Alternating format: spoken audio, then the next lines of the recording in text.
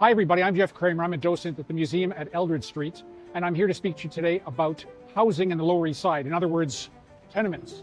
In the early 19th century, there was an absolutely unprecedented explosion of population in New York City. New York City's answer to the need for housing was the tenements. Original tenements, built starting in about the 1830s and 40s, were simply rectangular boxes. It was pretty cramped. Into these tenement buildings were shoved hundreds of thousands of new immigrants to New York. There was no running water in these buildings, no bathrooms.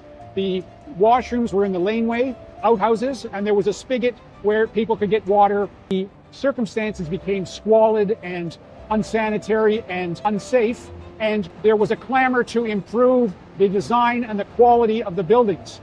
In the late 1870s, a competition was held to design a new form of tenement that you could stick on a New York City lot, but that would provide more air and light. Design that won the $5,000 prize was done by a New Yorker called James Ware, the so-called Dumbbell tenement design. It had an indentation along the side of the building such that each building had a little air shaft along the side, which permitted an extra window in each apartment. This was adopted by the city as a revolutionary improvement, and between 1880 and the early 20th century, most of the tenement buildings in New York were built according to the Dumbbell design.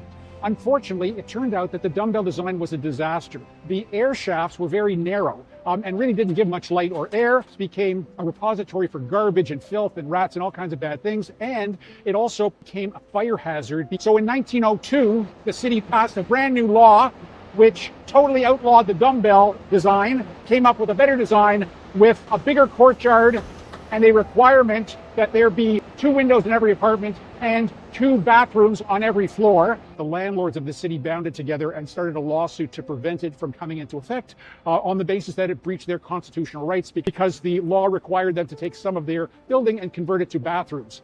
And the Supreme Court upheld the position of the city, saying that cities have a higher right to regulate safety and health than do individual property owners to their property.